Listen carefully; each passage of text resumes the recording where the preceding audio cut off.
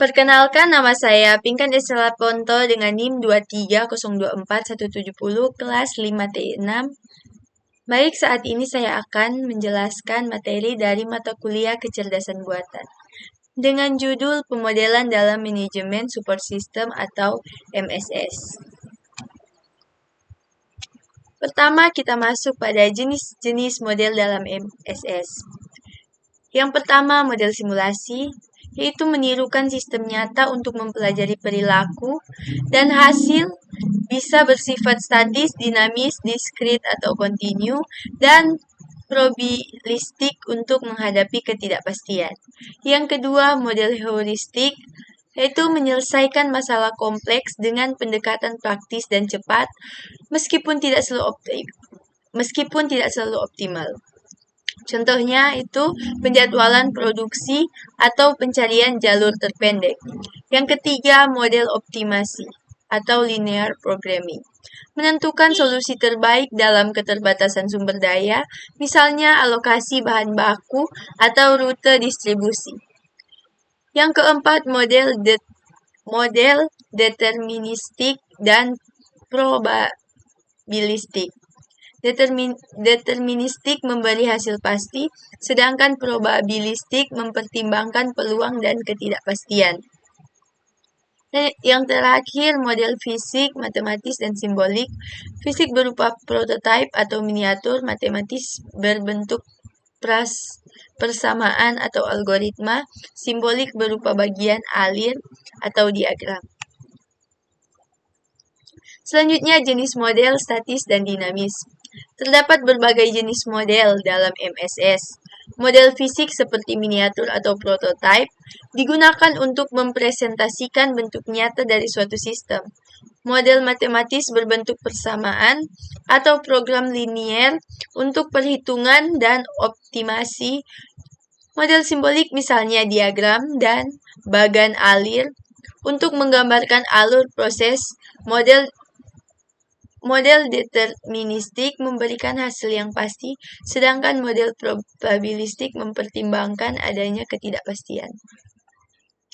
Model dapat dibedakan menjadi statis dan dinamis. Model statis hanya menggambarkan satu kondisi atau kejadian pada suatu waktu tertentu dan diasumsikan stabil.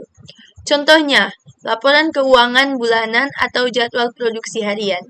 Sebaiknya model dinamis menunjukkan perubahan seiring berjalannya waktu serta dapat menampilkan tren.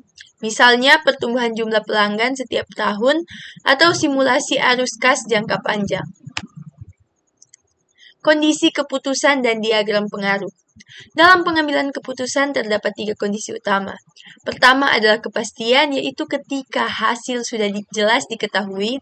Kedua adalah ketidakpastian, di mana hasil tidak bisa diprediksi dan tidak ada probabilitas yang pasti. Ketiga ada risiko, yaitu kondisi yang mengandung ketidakpastian, tetapi probabilitas hasil masih dapat diperkirakan.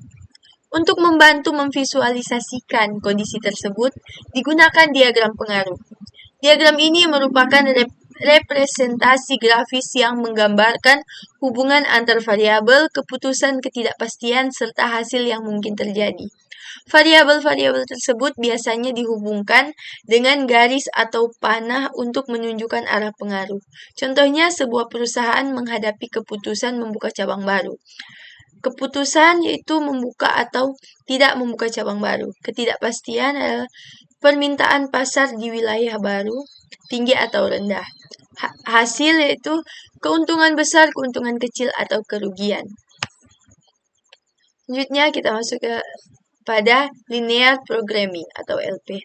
Pengertian dari linear programming adalah metode optimasi matematis yang digunakan untuk menentukan hasil terbaik, baik itu memaksimalkan keuntungan maupun meminimalkan biaya, dengan mempertimbangkan keterbatasan sumber daya atau batas tertentu.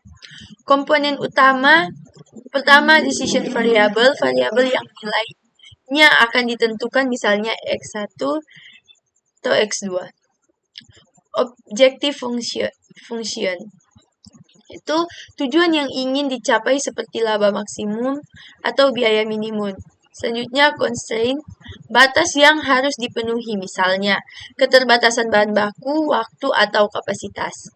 Koefisien, angka yang menunjukkan kontribusi tiap variabel terhadap tujuan.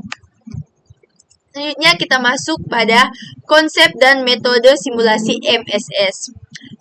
Simulasi adalah metode untuk menirukan sistem nyata agar perilaku dan hasilnya dapat dipelajari dengan keuntungan berupa uji coba tanpa risiko nyata, fleksibilitas atau sistem kompleks, dukungan analisis what if, serta hasil yang mendekati kondisi real.